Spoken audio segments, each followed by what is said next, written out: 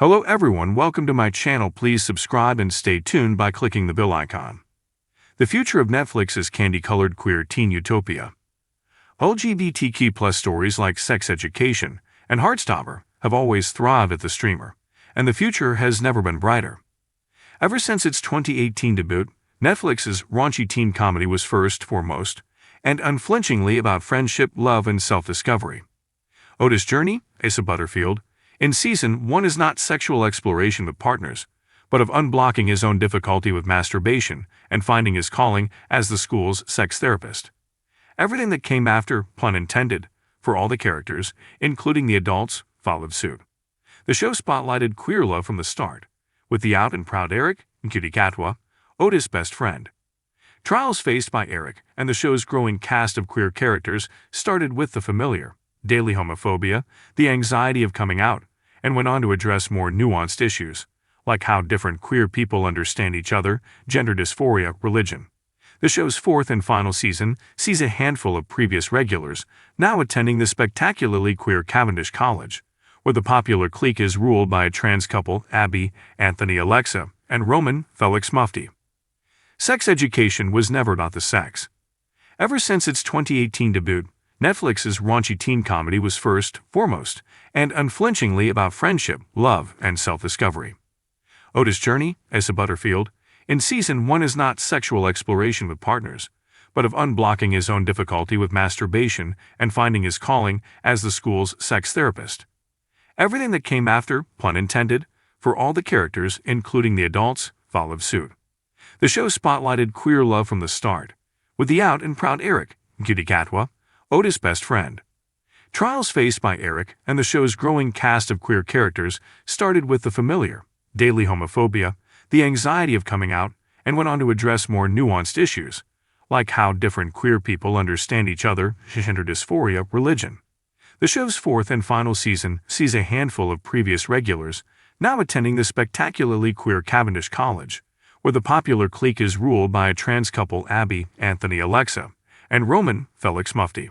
In no indictment of either show, Sex Education Season 4 looks a whole lot like Heartstopper, Alice Oseman's charming series based on her graphic novel, that premiered on Netflix in 2022, a tragically sex-ed-free year. In Heartstopper, characters accept each other's partners and pronouns without question, and though they still face pushback at school or home from other people in their lives, they have a safety net, a judgment-free bubble, the kind of chosen family that often take LGBT+ people years to find. Netflix is the rare production house that can claim its allyship nearly from day one. Orange is the New Black premiered in 2013, a Waters series built around women, cultural minorities, and sexual fluidity. Queer Eye remains one of the streamer's major hits, its success built on the audience trusting and loving the Fab Five. Even the cishet properties don't necessarily stay that way, as with To All the Boys now extended into XO Kitty. And the best part is, it's tempting other streamers. Hulu had the heartwarming Love Victor, and HBO's equivalent is the Max original Our Flag Means Death. It's no coincidence that all the aforementioned shows have fiercely loyal fanbases, that teens are drawn to them without laborious pandering. At Cavendish, nothing about anyone is scandalous, except maybe when Otis projects a dick pic to the school. And arguably the greater horror in that moment is not his public nudity, but his dismal grasp of technology.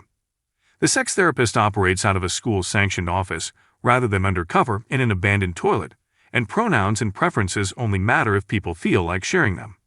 Ruby, Minnie Keene, doesn't bat an eye when she sees Cavendish's cool clique, but only balks when she isn't immediately invited to join it, and then makes it her mission to do so. The fact that Heartstopper parallels Sex Education is indicative of Netflix and the overall streaming environment's gentle progress. Not only are there queer characters built into every cast, but their acceptance and triumph are foregone conclusions. There is no place for unsupportive families and communities, for schools and friends who can accept people. It might not be the universal case in the real world, but presents the kind of ideal that viewers can internalize and aspire to. Let the record show that my colleague Ben Travers and I independently use the word utopia. Imitating the positive behavior they see on screen when they on both shows are defined mostly by their romantic and sexual relationships. But it's hard to fault series literally called Heartstopper and Sex Education for staying so true to their titles. Viewers can have faith that Cal Duasela has more going on than their partners and their dysphoria, but these are prioritized for a reason. It's hard to care about school, friends, or hobbies when you feel uncomfortable in your own skin, and Sex Education Season 4 illustrates that in no uncertain terms.